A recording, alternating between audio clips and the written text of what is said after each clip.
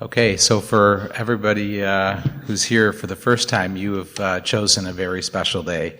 This is not going to feel like our traditional Saturday morning practice. It's going to be a little different, which is always beautiful. So we'll get started. I want to just first welcome all the visiting monastics that are here for our evening event and for this special day. We're so grateful for your generosity of your time and your open hearts and your gift of teaching to all of us. So thank you for being here, and we welcome you.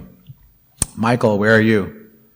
Hi. There he is. Michael is here all the way from Sri Lanka, and we're certainly glad to have you back. We know your mom's glad to have you back, and I just want to say on behalf of Bhante and our whole Sangha that we're so grateful for all you do over there, but mostly for being the Bhante Sujatha in country for his parents as they transitioned through the difficulties of this year, and as Bhante's father passed away. We're so appreciative of your time and attention and devotion on behalf of Bhante and his family. Okay, we have a guest speaker today. There's going to be a few things happening this morning, and so the first one is that because we have these guest monks in, Bhante Sujatha is going to graciously step aside and let a guest teacher speak for us who's been here many times. Our good friend Bhante Sankichcha is here, and he's going to do the Dharma talk. So I'm going to invite him to do our meditation and our talk. Bhante, it's all yours. Thank you. Good morning, everybody. New people, welcome. Thank you so much for coming to the Blue Lotus Temple. But today is a very special day. Not so many, some surprises will happen. So therefore, I am asking new people, this is our normal Saturday meditation, but today is a little bit different. But I don't want to explain to you right now. And so you will experience it later. Okay, first we are going to do a short guided meditation, and after that Bhante Sankichcha will give you a Dhamma talk. Okay, so let's do our short meditation. Please find a comfortable posture.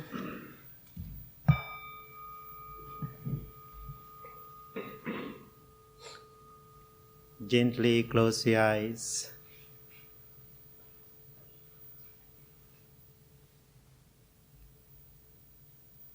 Take few deep, long breaths and relax your whole body from the top of your head to the tips of your toes.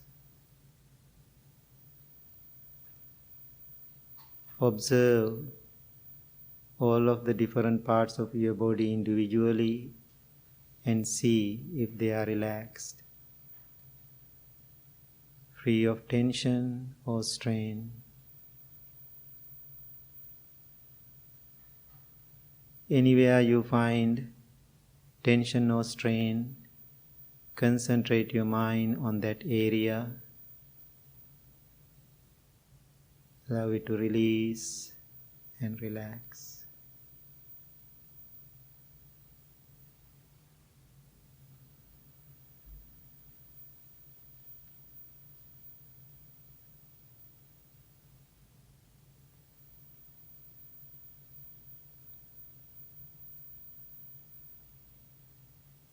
Experienced relaxation and peace. Feel harmony with your body. Feel close to yourself.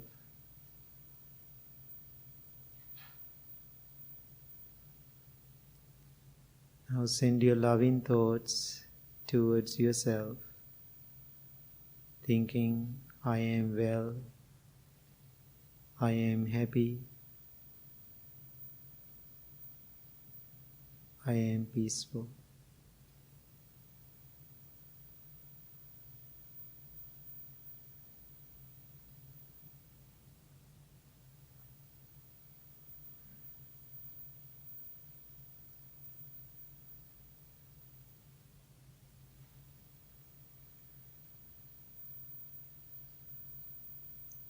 Understand the meaning of each word clearly and deeply, then repeat it to yourself.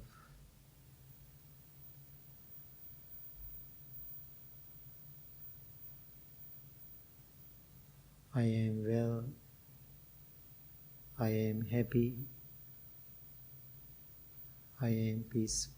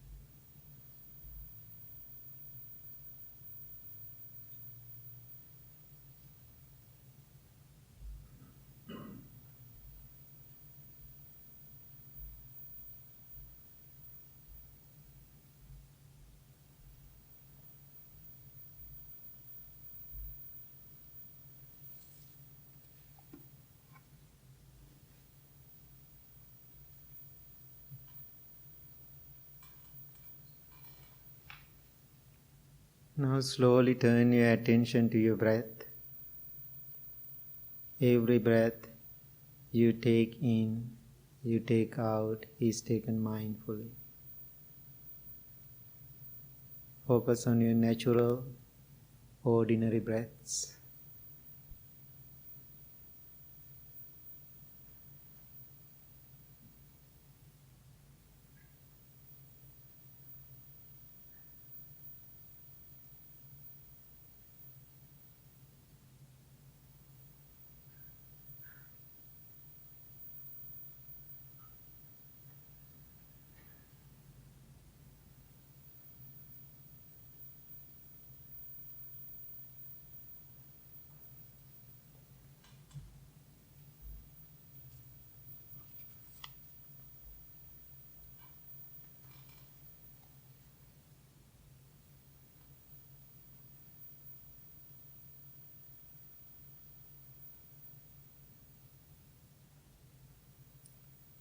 If you are distracted by a thought, or a feeling, or a sensation, bring your attention back, gently but firmly, to the spot where you experience that subtle sensation of the breath.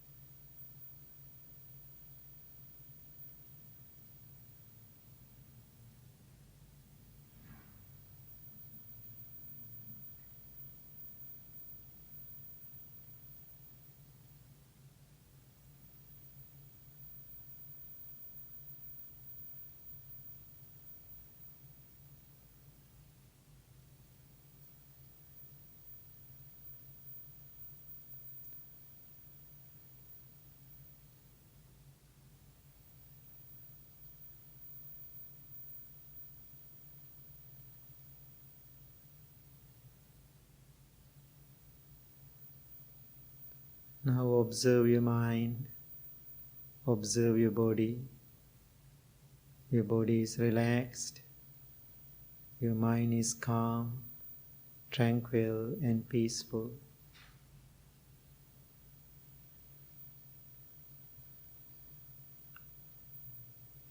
Make a strong determination to practice meditation every day, regularly, with diligence and patience.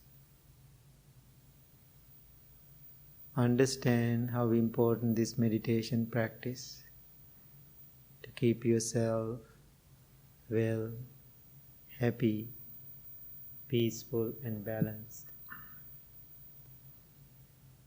May peace be with you. May you be well. May you be happy. May you be peaceful. Thank you very much. Please open your eyes.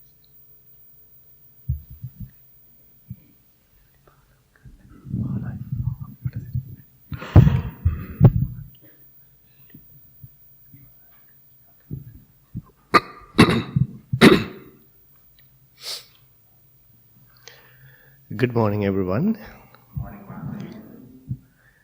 I know it's snowing outside, but we all feel very comfortable, very warm here inside. And I think this is how we all feel when we are in meditation practice. And whenever we incorporate this spiritual practice to our everyday life, we feel that warmth in our heart and mind. We feel some security to ground ourselves in our experience. So this is the marvel of this spiritual practice, I think. So we all feel that transition, very important transformation in ourselves, along with the spiritual practice. This is something very special to all of us whenever we think about what happens outside world, in society today, as there are so many things to distract us, make us uncomfortable when you think about what's going on. So, when we think about our spiritual practice in that kind of distractive world, it's very important for all of us to have some inspirations. This is a very powerful thing actually for me. I consider these inspirations to be very huge part of our practice, our life. If you take a moment to think about, if you did not meet some people, some individuals in your life, this speaks to everybody. We all are coming from different backgrounds. We all have different stories actually. We all have different experiences regarding how and where we started our spiritual journey. Most of the time, if you think about, if you did not meet Bhante Sujata, where would have you been today? It's same for my case too. When I became a monk, I came to him actually, and he taught me all the necessary things, in preparation for my ordination. And since then, he was there for me, behind me, giving all the support, courage, and energy. So I strongly believe that is the case for many people, Dhamma friends who are here today, including Bhikkhuni Vimala. So this is the meaning of that inspiration. In this part of the world, many people don't have that. Many people complain, Bhante, I feel left alone. I don't have anyone to talk to. I don't have anyone to share my spiritual experience, what I'm going through. Sometimes, even though you come to temple like this, you practice, you learn the Dhamma, but when you go home, when you are interacting with your friends, your co-workers, you don't get that opportunity to talk to them about the Dhamma, your spirituality. You can be very weird to them. Right? They don't get it. They don't understand what you are talking about. They don't have any clue, any sense. So you feel that isolation in your journey, your spiritual practice, So, in that experience, how would you inspire you? What is the inspiration for you? What gives you this energy, this motivation for you to continue? This is a very special thing. Sometimes we hardly appreciate, sometimes when we have these Dhamma teachers, our most importantly, very powerful life experiences in our life. For an instance, this pandemic, what we all are experiencing today, it has been a very powerful motivator for many people. Many people have understood so many things about their life, the world, the universe, their samsaric journey. These things are to be very powerful, and they can be very powerful spiritual awakening for them, So, as we can see, it's all about being very smart there, Even though there can be so many things to inspire us, people, our relationships, things that are happening in the world, in society. But if you are not sensitive to them, if you do not pay enough mindful attention to them, they would not make any difference in your life, So this spiritual practice makes us actually that sensitive individuals. We become able to feel our life, we become able to feel others. What happens to them? What is happening in the nature? Very deeply. So we begin to understand the reality, what we call the dharma. So, therefore, it's an art. It's a special skill to keep this motivation, these inspirations along our journey. And sometimes you may not find any external inspirations. You have to be your own motivator. You have to push yourself so hard. This is not easy. This is not comfortable. Your body, your mind, your feelings, your emotions are not ready exactly, to value and appreciate these kind of spiritual values, So therefore, it's our responsibility to inspire ourselves, motivate ourselves in this spiritual practice. So in order to do that, there's a beautiful stanza in the Dhamma.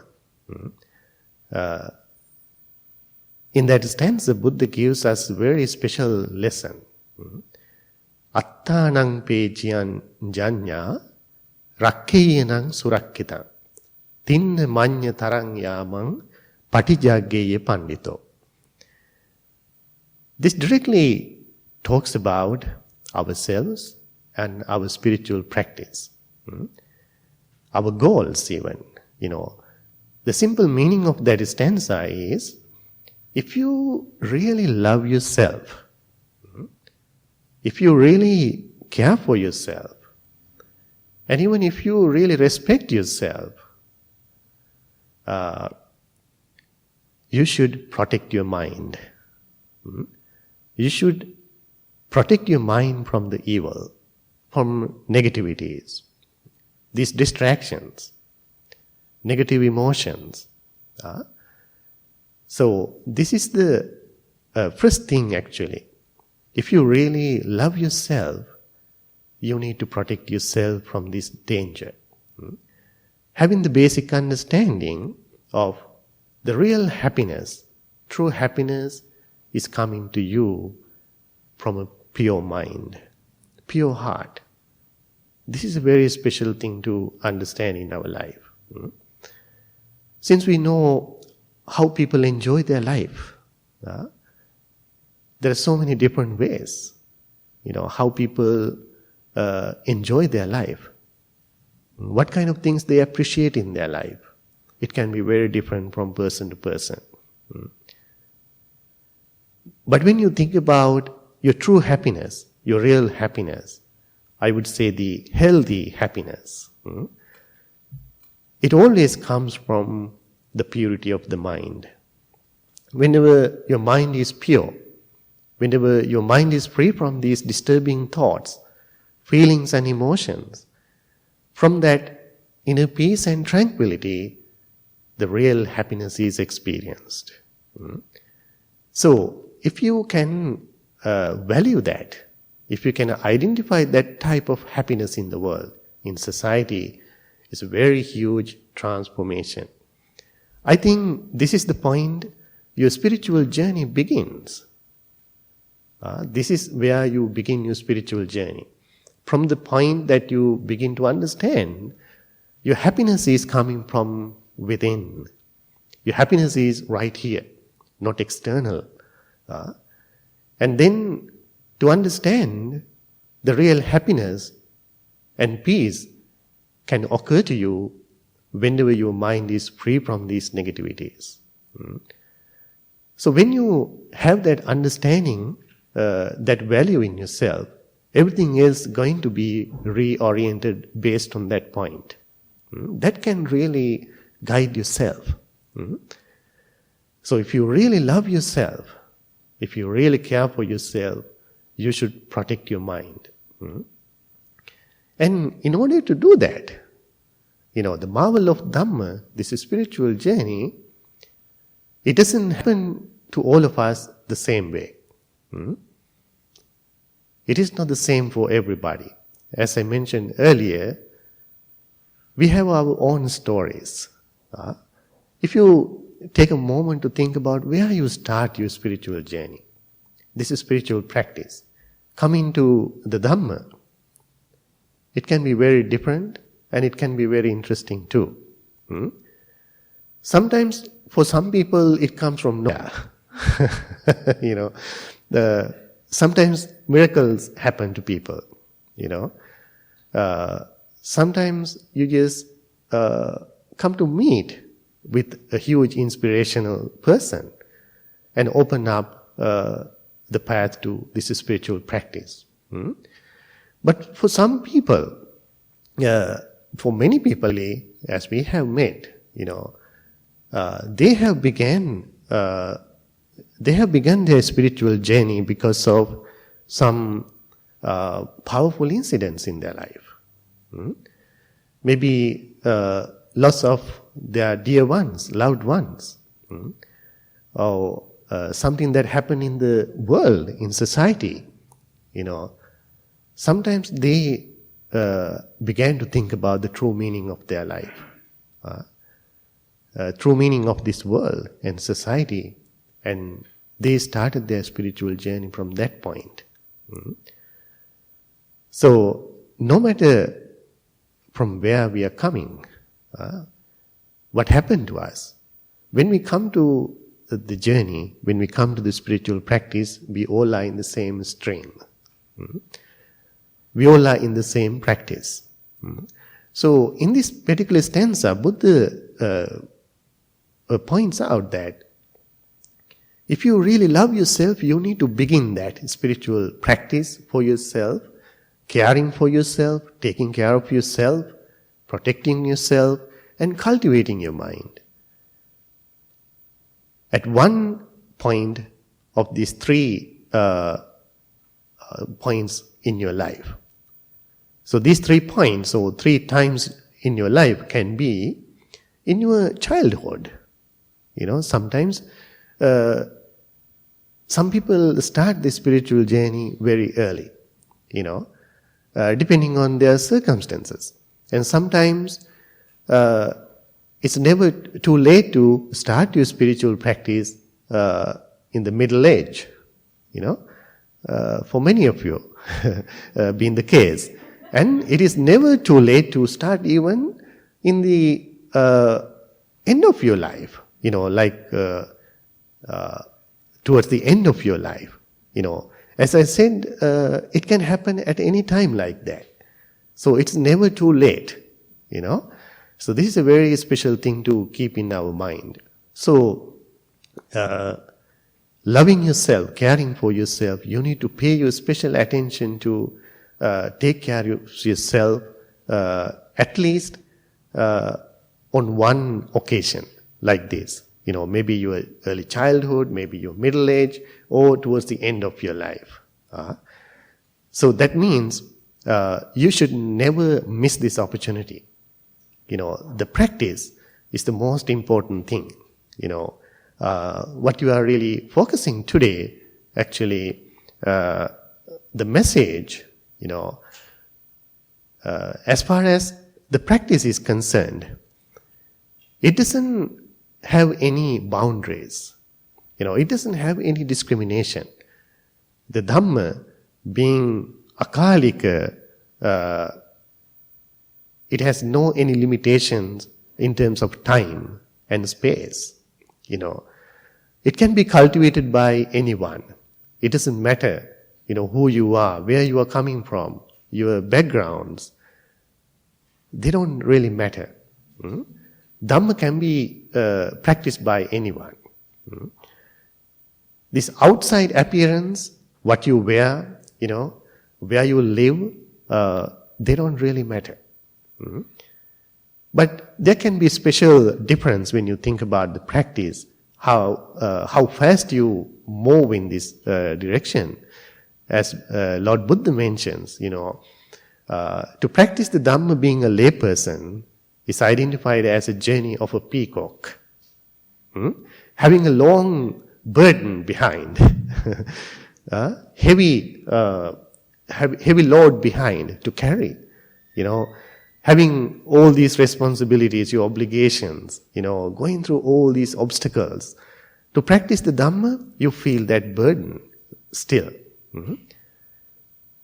But the practice of a monastic, a monk or a nun, is identified as a journey of a swan. Mhm. Having no much burden behind to carry. Mhm.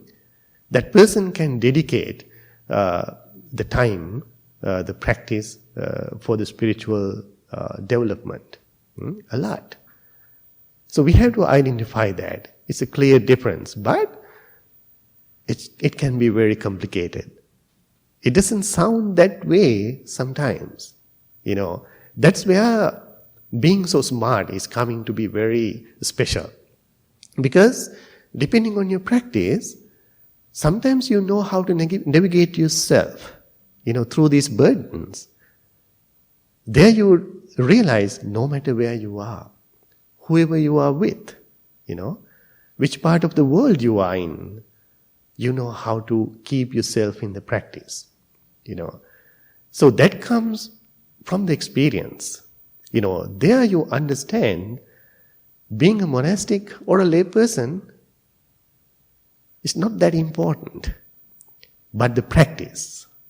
Because wearing a robe, living in a monastery, one may not really dedicate him or herself towards this practice. It happens most of the time. When monks identify themselves as the Dhamma teachers, without realizing, we can fall into that burden sometimes. We feel being so busy with teaching, taking care of the temple and all other obligations, so they can easily forget about their practice, And at the same time, the lay followers, lay people, find themselves to be very engaged in the practice. Being in a household life, going to work, doing all these external activities, being so smart, they know how to dedicate their time. So we can understand that it's an art. It's a special skill that naturally comes to us through the practice. So therefore, Buddha in one discourse mentions that you can live in a forest still like being in the middle of a downtown, a big city. But sometimes one may live in the middle of the town just like being in a forest. So you can see that it's all about in our mind, how we process and how we understand these things. The practice is very unique in that sense. It's being so smart to know how to use the Dhamma, this medicine, as Buddha identifies his own teachings to be an ultimate remedy for our everlasting problem of suffering, stress and anxieties in our everyday life. So, it's being so smart to know the proper time, which medication to take, for which problem even. This is the other thing. Sometimes people think, as it appears today, this meditation would work for anyone, for anything. And it is not the case, actually. When you know the Dhamma, when you study the Dhamma, this meditation part, the cultivation of mind, becomes the most advanced level, actually. But as many people come to this practice, looking for spiritual refuge or help, actually, they come with a very disturbed mind, from a lot of problems. So this meditation would not work for them. Sometimes it happens. We can see that. But according to the teachings, this meditation practice requires some requisites, some preparation. So this is where we learn the Buddha's teachings to be a way of life. Meditation part can be the ultimate of that practice. Some people, especially Western people, they don't know that part. They don't know even to value because of that instant results, right? We all are oriented in that sense, that value. We all need instant results. We need enlightenment right sitting on this cushion, This is what they come for, And when they don't get it, they really get disappointed and they go away easily, right? It happens to many people, but to see the clear advance or clear benefit of this meditation practice, we need to focus on the necessary steps to get there. So this is where we learn about the moral discipline. This practice requires some self-discipline before we go to meditation practice, So this is where we lay our foundation in our everyday life, which directly requires some sort of control over our emotions, our emotional experience. Without having that superficial level of discipline, practice, meditation part can be a very challenge for you, big challenge for you. And then bringing our attention to be aware of our inner experience. What happens in our mind?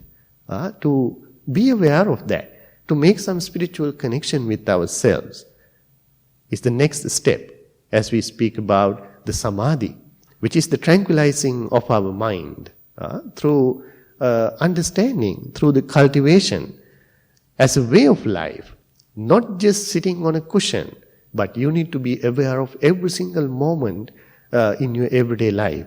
What happens to you? What you share in your mind, in your behavior, even within your relationships, how you interact with others, So you need to cultivate your mind, your behavior, right? So when the Dhamma practice become a part of your everyday life, then the meditation practice can be very fruitful for you, And this is where we learn very beautiful things about ourselves and the world.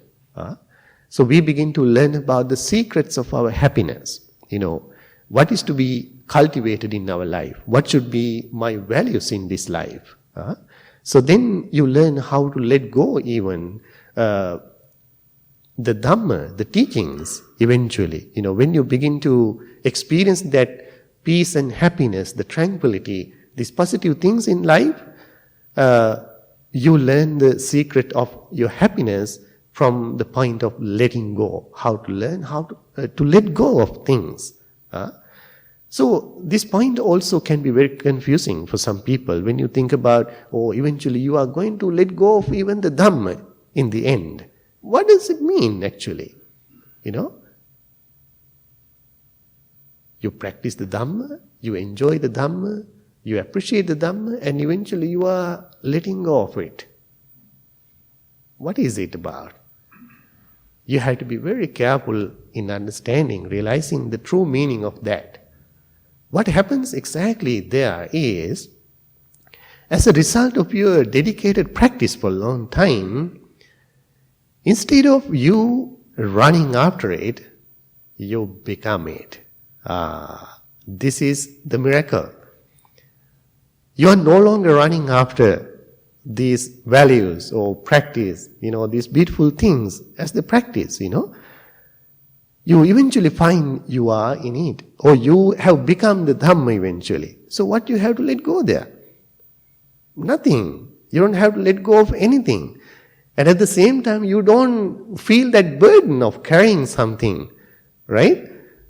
Anymore. So you begin to enjoy the real Dhamma within. This is exactly the ultimate bliss and happiness you experience in your practice. So if you really love yourself, if you really care for yourself, if you really respect yourself, you should allow yourself to practice this spirituality at any point, whenever, wherever you begin to appreciate and value this practice. So then you are never too late. I heard that beautiful saying, as long as you are breathing, you are never too late. As long as you are breathing in and out, you are never too late. So as we celebrate our practice, we need to be able to enjoy and celebrate our practice every single moment. And then it can really motivate ourselves. As I mentioned earlier, we have to be our own inspirations. You may not find these external inspirations sometimes, but we have to motivate ourselves and we have to become our own motivators. So today we are so grateful for Bhikkhuni Vimala. So I remember actually this time, as we are facing this pandemic for quite some time now, most of the time I see Bhikkhuni Vimala is on Facebook. She is sharing the dharma all this time. I was so happy to see. Why I mention that? She has been a great inspiration for all of us, even for monastics here, and you all.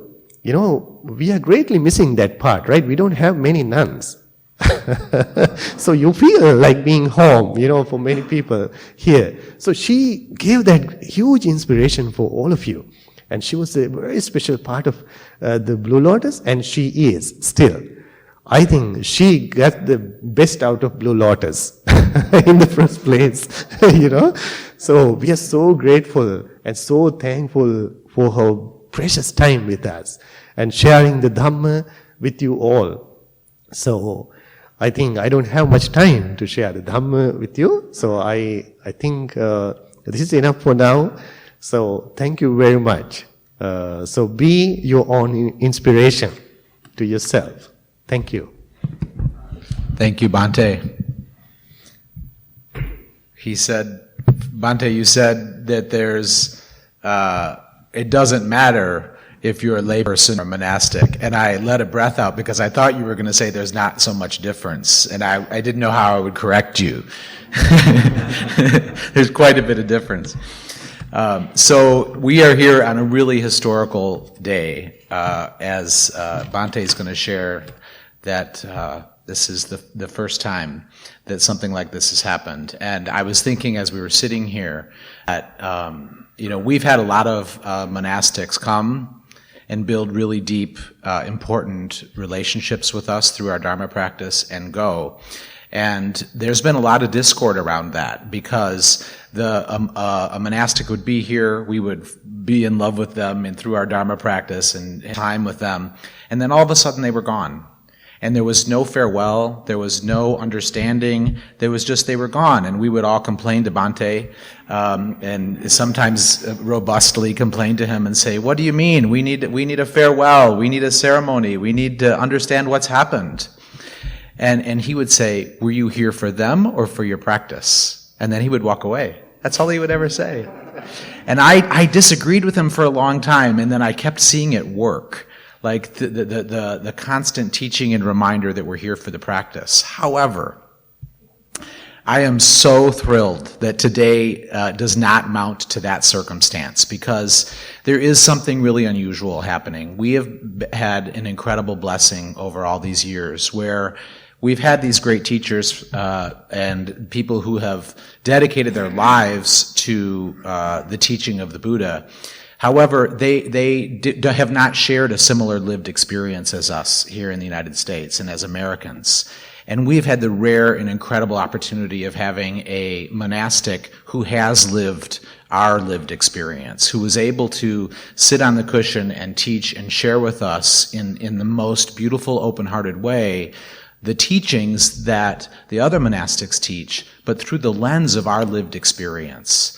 And so that has elevated this Sangha in a way that no other thing we could have done has ever happened. And I think the gift of that will reverberate on and on and on. I was thinking about like how far it will go and how we could even measure the impact, Bhikkhuni, of your teaching and your ability to take your American mom, daughter, citizen lived experience. And I think it would be really important to acknowledge the perspective of a woman in this space. Bhante said, it's rare that we see nuns. That's true. And I think one of the things I was thinking is Bhante has been a great teacher, but you've been a great teacher to Bhante in creating equality in this place. And where we've failed, you've compassionately taught us to do better. And I think that the whole experience has grown and grown as a result. And so I don't know how we'll ever thank you. I think we'll all continue trying. And so with that, I'm going to turn this over to Bhante Sujatha. Thank you, Tyler. First, I want to say thank you to Bhante Sankichcha. First, I want to say a few words about him. I think if I remember right, maybe 25 years ago, my master, my teacher who ordained us, and he was out of our home temple, running our temple in Australia. So then I was running our main temple in Sri Lanka at that time, I think 25 years ago. Then 3 boys came to become monks. So one of them is Bhante Sankichcha. And so I accept them to the order, and I trained them until my teacher come to Sri Lanka. Then I get 30 years. Oh my God, that means I'm very old. So 30 years ago, I cannot believe it, So it's very interesting. Now I can see how much work he is doing. I was running Great Lakes Buddhist Vihara in Michigan. So I quit that job, then I gave that job to him. So now he's running that temple, I'm here. So anyway, thank you so much for your kindness. After I listening to his Dhamma talk, I was thinking, Alison Lewis, where are you? Yes, from Las Vegas, Blue Lotus, she's here. I made the decision to moving to Las Vegas because after I listened to his Dhamma talk, so I can practice my meditation in the Strip. No, just kidding. So anyway, I am always reminding people we are representing Buddha's teaching here at the Blue Lotus Temple. This is the Buddha's dispensation. So, my analogy always, Blue Lotus Temple is like a school bus. School bus has 2 doors, one to get in, one to get out. But when I'm comparing Blue Lotus Temple and the school bus, I think Blue Lotus is better. Why? We have 4 doors, main doors. One in the kitchen, and we can go out, and one is the back door, there's 2 front doors. That means everybody can come in. If you are happy here, you can continue. Anytime if you feel enough, you can walk out. And if you want to come again, 4 doors are open. You can come again. So therefore, Bhikkhuni Vimala, 14 years ago, I met her, our Blue Lotus meditation group in Wisconsin. She always come to meditation with special drink for me, homemade.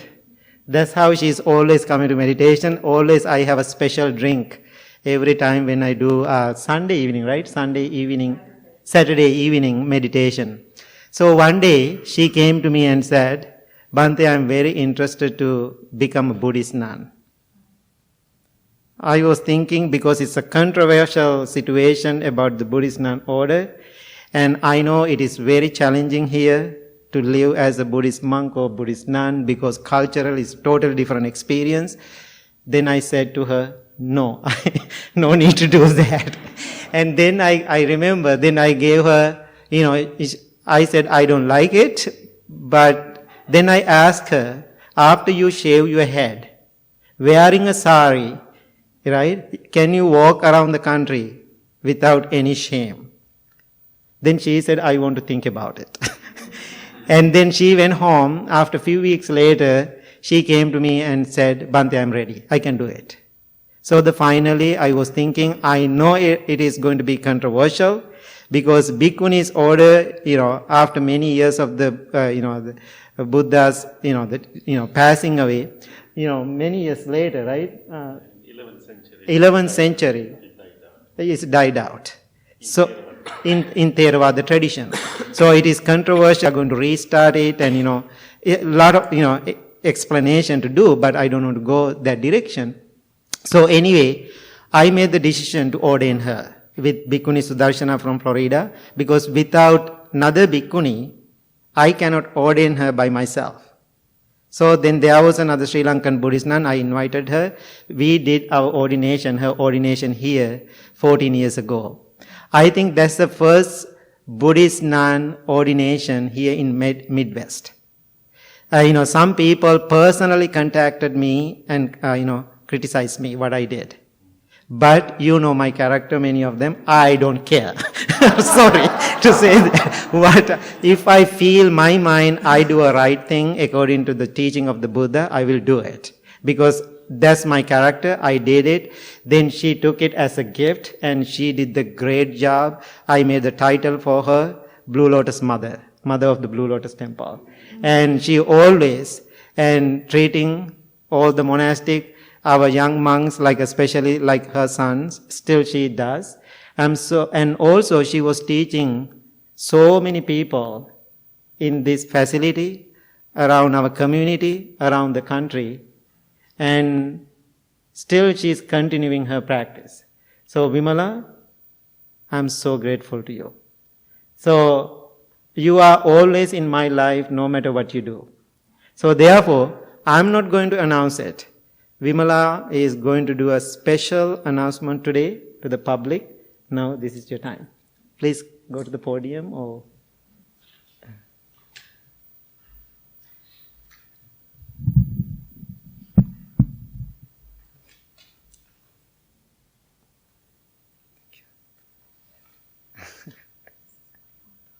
Yes.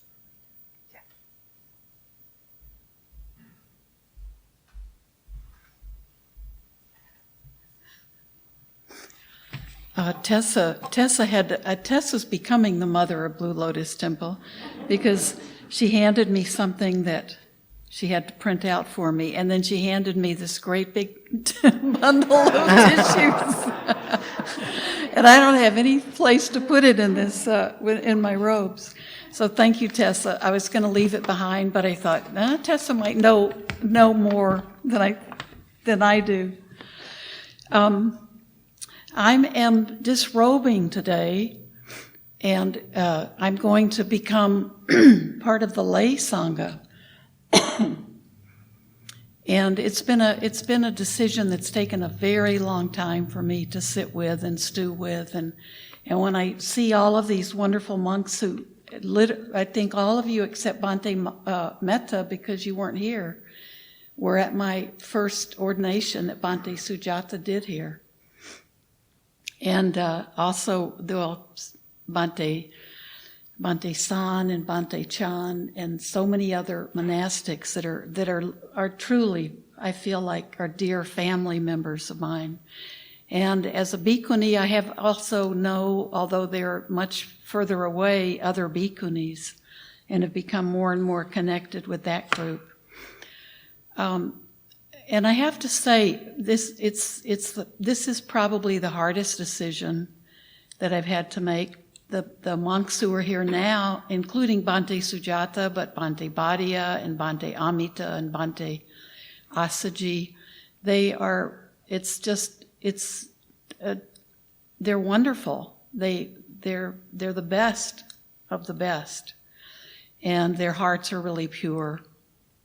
So there's so many people that if there were 20 monks here, I probably would know most of them because they've been here every year since I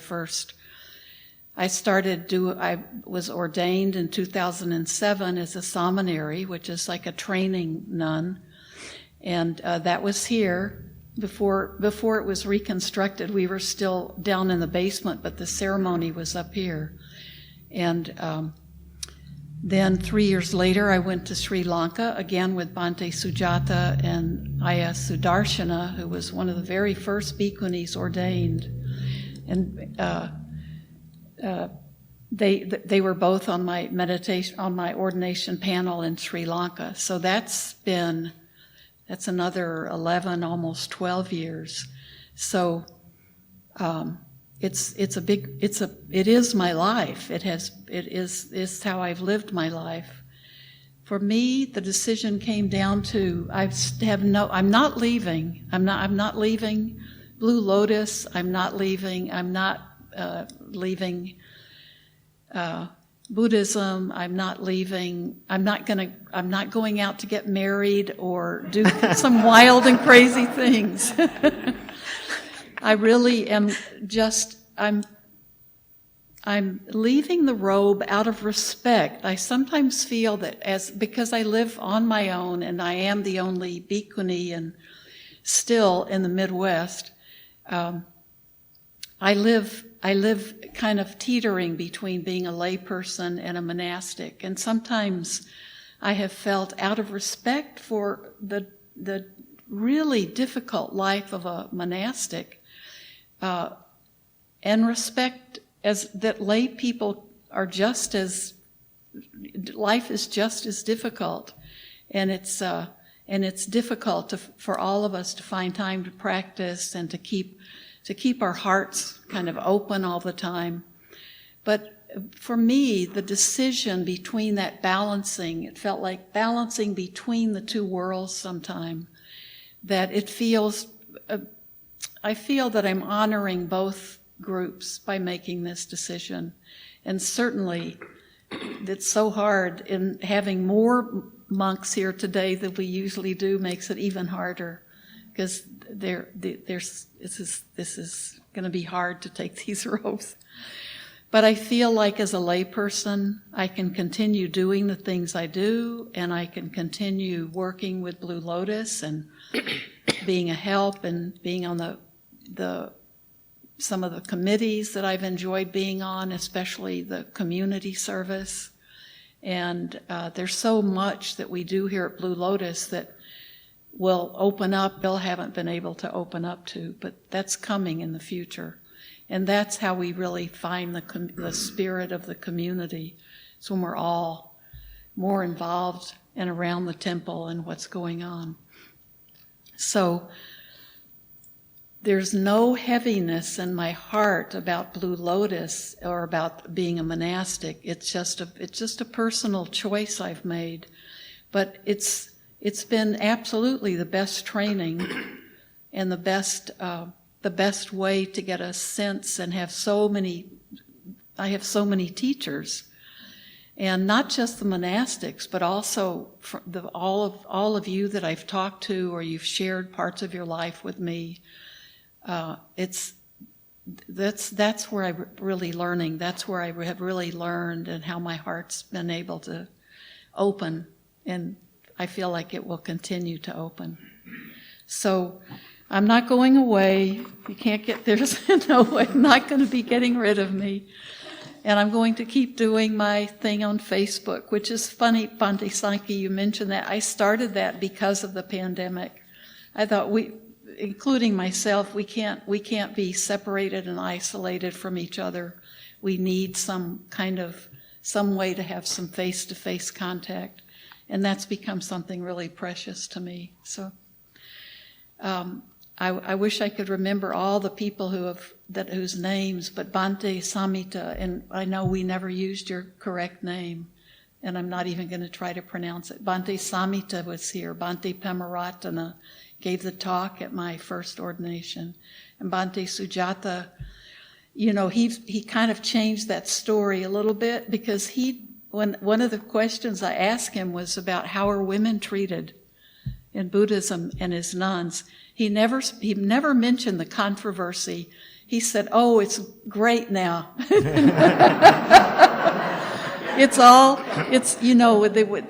have bhikkhunis and we're doing that, but it had only been going on for maybe 10 years and was still very controversial. He just kind of left out the controversial part. But he said, no, women are the same in Buddhism. Men and women are the same. And that was one of the big questions I had. So Bhante Sujata and Bhante Sankichcha all are monastic path, and I hope but I also feel this connection, and I think I'll feel more. A friend of mine was talking about something recently that she was asking if I wanted to be part of, and she wanted to call it coming into the light. And it occurred to me, I feel like by making this decision that being a layperson is honoring the difficulty of being a monastic and also the difficulty of being a layperson in this world. But I felt like that's maybe when I feel that I'm more in my own light, is as a layperson, deeply involved in the Sangha and the Maha Sangha, and the Sangha of laymen and women and of men and women who are monastics. So that's what I'm hoping for, and I ask all of you to accept me in that role. It's a changing role, but I hope that you are comfortable with it, or I'm really wanting to be just a part of this bigger Sangha. And I hate giving up something, but I think for me, it's going to be making it a clearer, better choice for me. So, Okay. I think I can leave some of the tissues Yes. here. So everybody, please give another 5 minutes, because now is a transition will happening, because she has to change and she has to return her robes because it's belong to the Buddha's dispensation. She cannot take the robes home. So just give a few minutes, Tyler. So Bhikkhuni is headed downstairs to disrobe, and she has some help from her friends and our Sangha members. And I was thinking a lot about the first time I met Bhikkhuni, and San, my dear friend over there, we met in a meditation in a beautiful space, and some of my other friends over here I've met in Sri Lanka, 10,000 miles away, and other monks I've met in all different places. And I just think it's so appropriate that I met Bhikkhuni at the Starbucks in Lake Geneva. I was thinking about how perfectly that represents her experience into the monastic life versus the others, and she showed up that way. And I got a call 12 years ago from my banker. And the bank said, you have a family member here who seems confused and disoriented, and we think something's not right, and so would you come over? And so I did. It was my mother-in-law.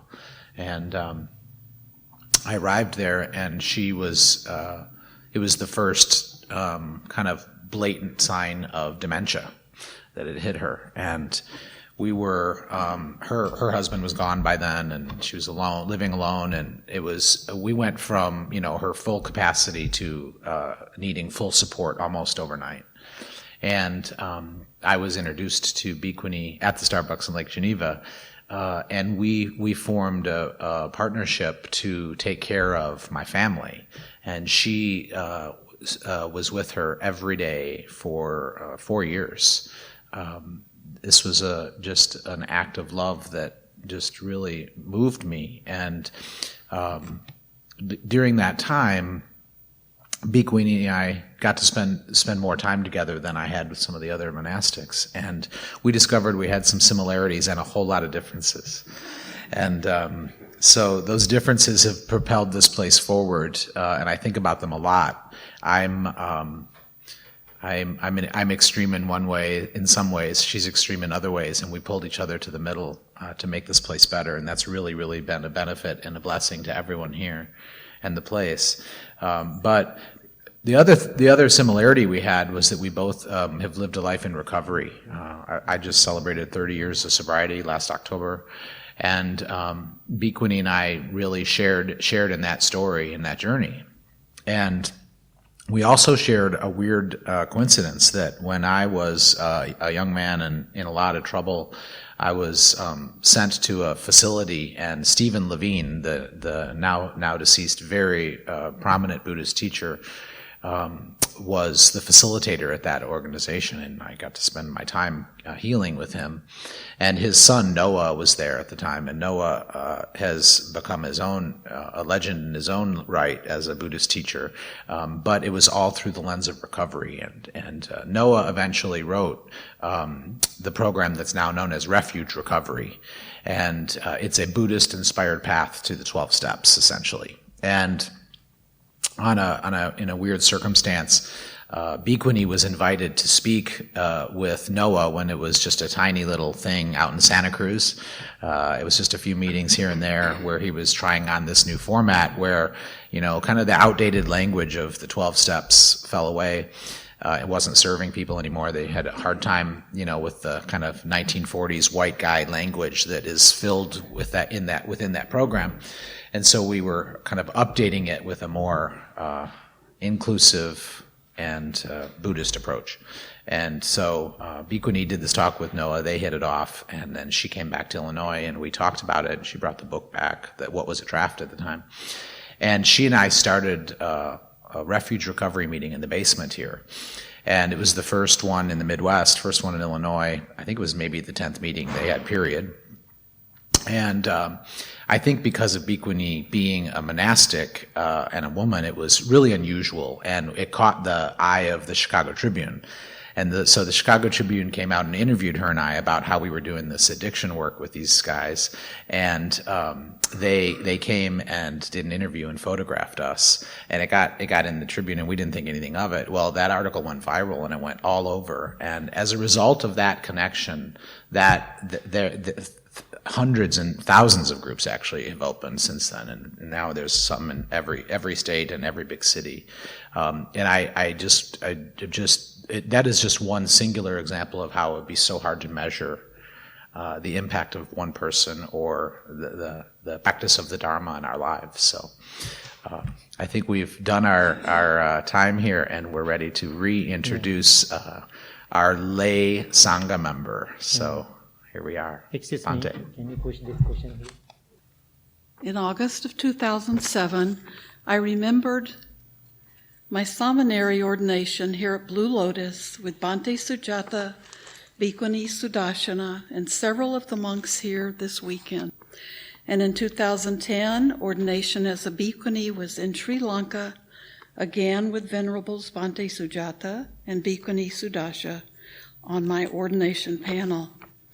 I was accepted into the Mahasangha, the great community of all bhikkhus and bhikkhunis, and have spent over 14 years with Blue Lotus and all of the monks here and the Bhikkhuni Sangha as my teachers and brothers and sisters. Now I have decided to step away from my role as Bhikkhuni and will join the Sangha as a layperson, dedicated to supporting and helping the Sangha in that capacity. I know that the robes I have worn as a symbol of the Buddha's teachings and his exemplary human life rightly belong to the Buddha Sasana, the Buddhist dispensation. So I return these robes and the ceremonial Sangati given to me as a Bhikkhuni. It has been my greatest privilege and honor to wear them. Bhante Sujata, please accept my robe and please admit 5 precepts, the 5 mindful guidelines to me as an upasika, lay female Sangha member. Tassa bhagavato arahato samma sambuddhase namo tasse bhagavato arahato samma sambuddhase namo tasse bhagavato arahato samma sambuddhase. Buddhaṃ saraṇaṃ gacchāmi. Buddhaṃ saraṇaṃ gacchāmi. Dhammaṃ saraṇaṃ gacchāmi. Dhammam saranam gacchami. Sanghaṃ saraṇaṃ gacchāmi. Sangham saranam gacchami. Dutiyampi Buddhaṃ saraṇaṃ gacchāmi. Dutiyampi buddham saranam gacchami.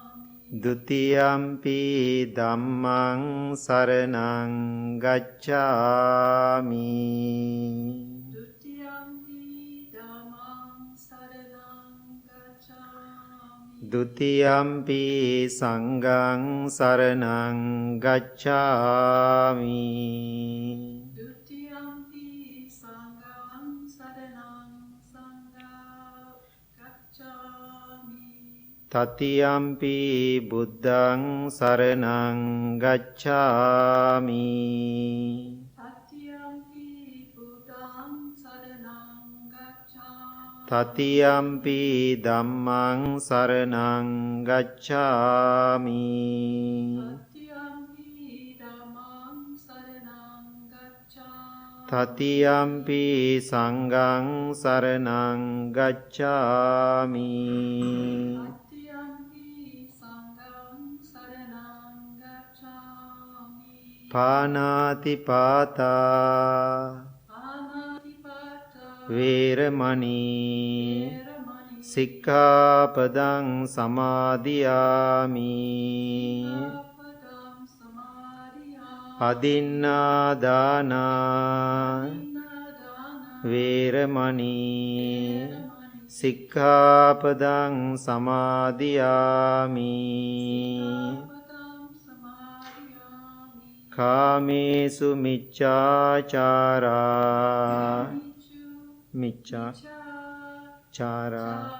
Veramani Sikkhapadang samadhiyami.